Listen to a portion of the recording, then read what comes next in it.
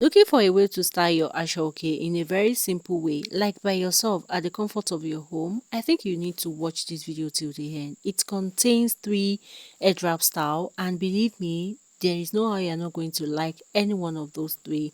Even you can like 2, and it is very simple to create. Let's dive into the tutorial right here. So we're going to start with style 1, which contains the base of all the 3 styles.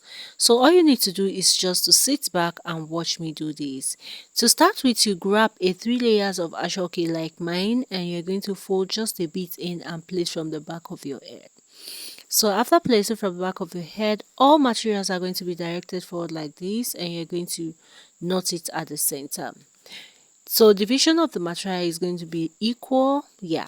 So after dividing your material to be equal, you knot it at the center like this. Definitely one will fall at the back and one will fall at the front. In the process of knotting, make sure when you knot neatly. Okay, this really matters. You can see that hole I'm creating there. After knotting, make sure you have a hole left at the middle.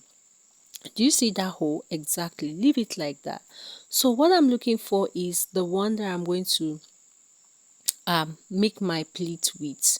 So this one I'm making my pleat with is the one that falls at the back. These are the key points. I mean the key information that you need to take or to consider when you want to create a style. You have to flap, one falls at the front, one falls at the back after knotting.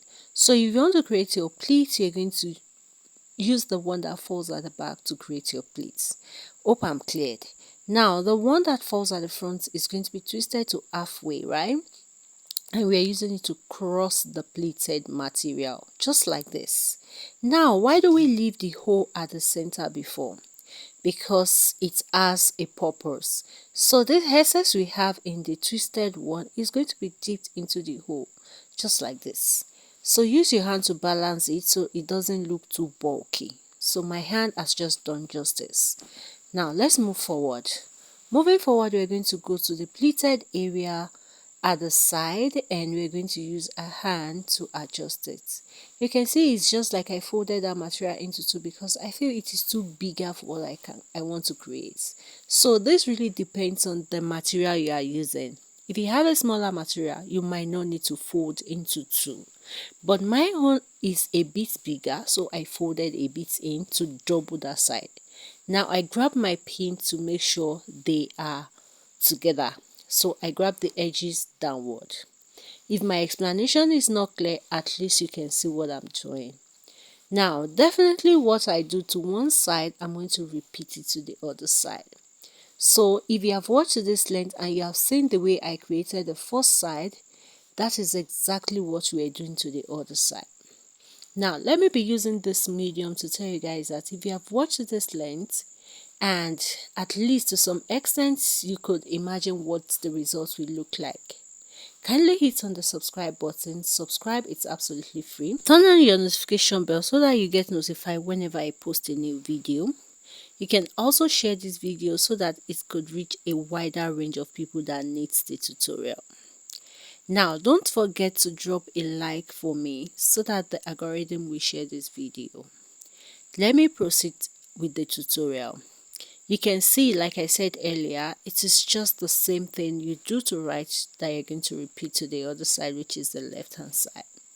Now once we are done here, all we need to do is just to adjust. Mind you, as a beginner or someone that is just trying on ahead, you need to take your time to adjust.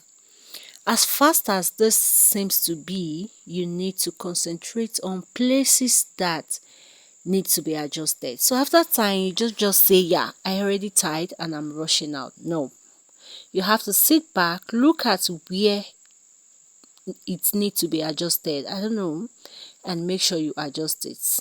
Very simple, and it's pop out the beauty of your wrap. Here's the final look for the first one, and we're going to try out the second style just now. So if you like the first one, let me know in the comments that you like the first one, or it is the second one, or it is the third one that you like. Moving forward to second style, nothing serious. In the first style, the middle was open, and in the second style, we're just going to match it together with an half a spin to become close and one. And trust me, this is the final result and it is beautiful.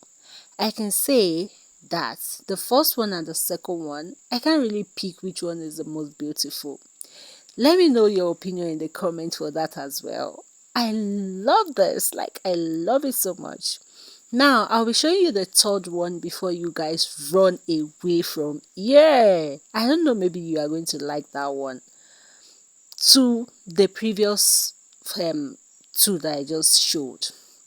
Now we're going to loosen up here, which means if you are trying this third one, you don't have to, pin down.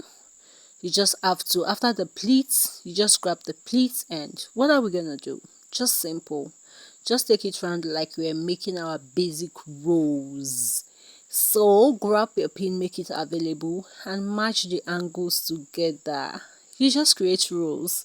So if you don't know how to create rows, this is what we call rows in Gele. Just take it round and grab your pin and use your hand to adjust, and that's it.